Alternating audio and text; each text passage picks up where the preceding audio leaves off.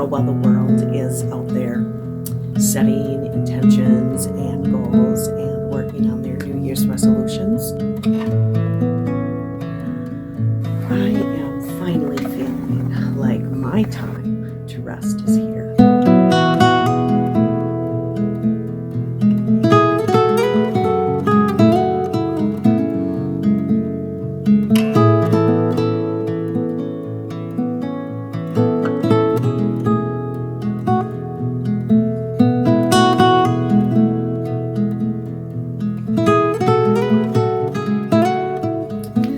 Hi, I am actually having a slow morning.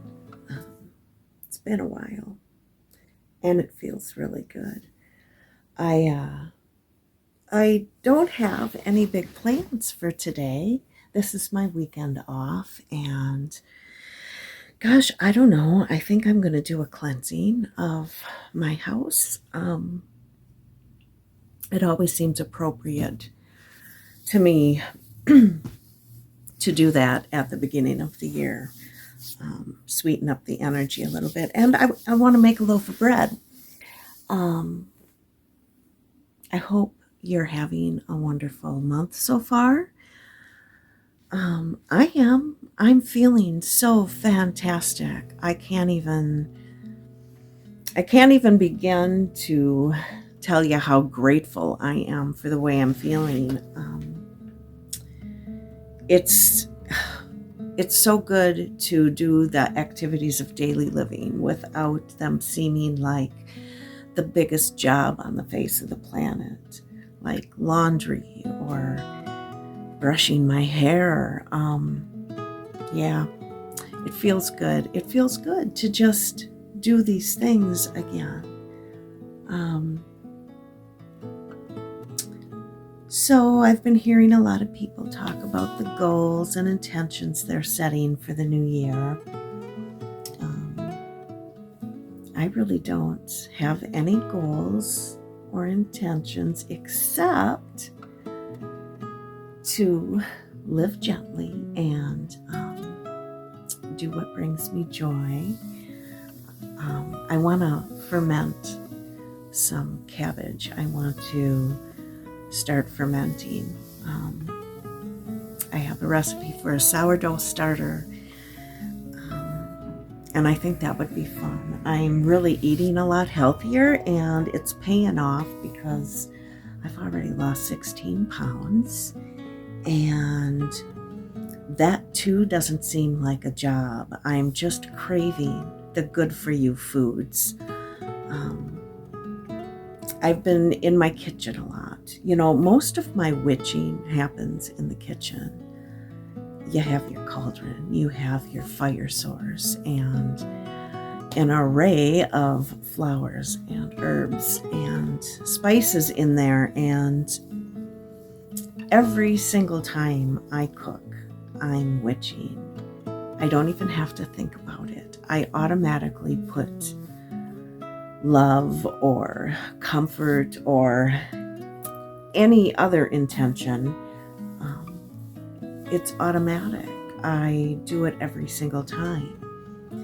And my husband always tells me that when I do it, it tastes better. I'm not sure if he's just trying to get out of doing it or if it really does.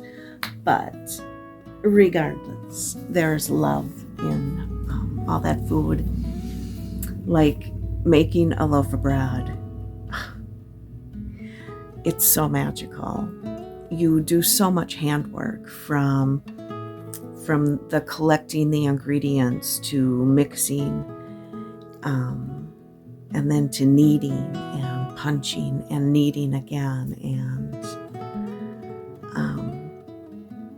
there's no better way to show someone you love them than to cook for them, because you can show somebody how much you love them. They can feel it, they can taste it. So my goals, mostly in the kitchen, witching. Kitchen witchery is the best.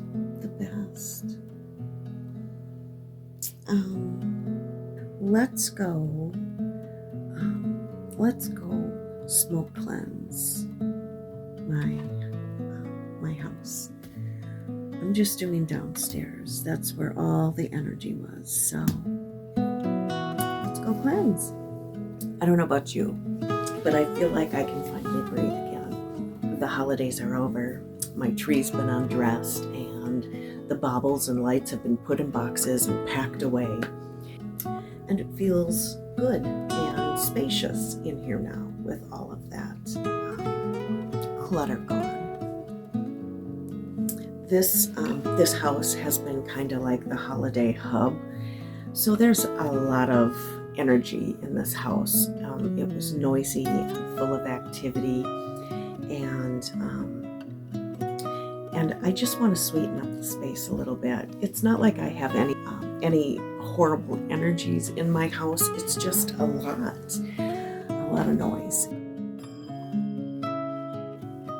It always feels airy and light after I do a proper cleansing. I have this awesome bell.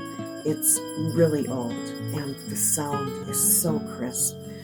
So I love to do sound cleansing, and I start by shaking things up, moving the stagnant and stale energy around, going in all the nooks and crannies and making some noise, some beautiful noise to stir things up. And then I use smoke to clean the space. I like to use sage and rosemary to cleanse, and then using sweetgrass and bay leaf, I sweeten up the space, and it leaves it with a calm and quiet energy.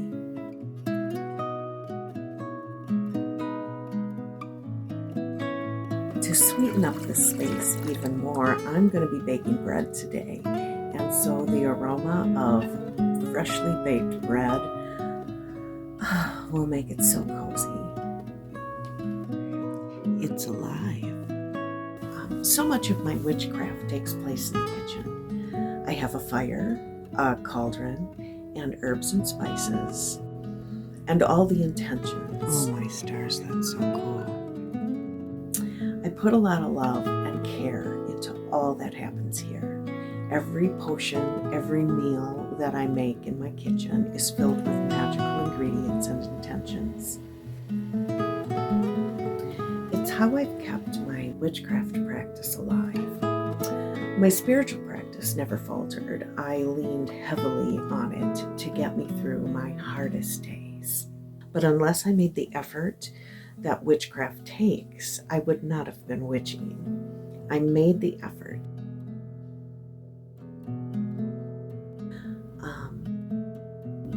I used sigils and words of power, simple everyday witchery.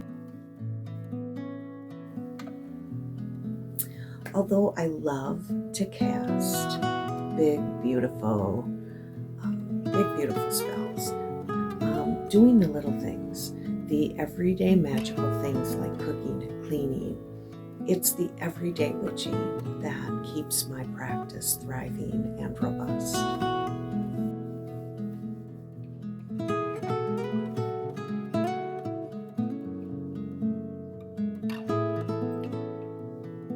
So when a witch feels disconnected or burnt out on their practice, remember, it's not the big spells with all the bells and whistles that make you a good, well-rounded witch.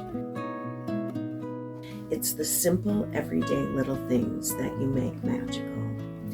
I know that some of you are not witches, but just try putting a little magic into a meal that you prepare. You don't have to call yourself a witch to put a little magic into your day. She's attempting to pick this piece up. It weighs 5 pounds. It's the heaviest loaf of bread. It's got gold in it.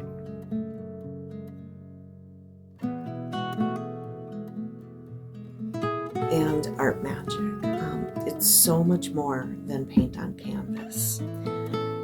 Every piece of art I make is filled with my emotions and my thoughts and feelings. It's love or pain or happiness or whatever else went into it. And and I make it magical.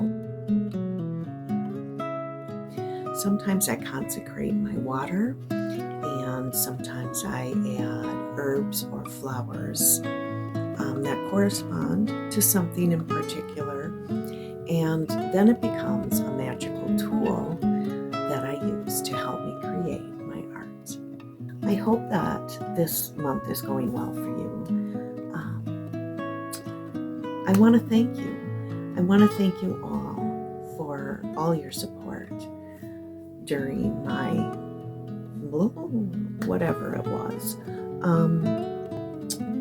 I want to thank you for watching and subscribing and sharing your thoughts and feelings in the comments. I even want to thank the haters because you keep that algorithm going in my favor. Be gentle with yourself and strive to be happy.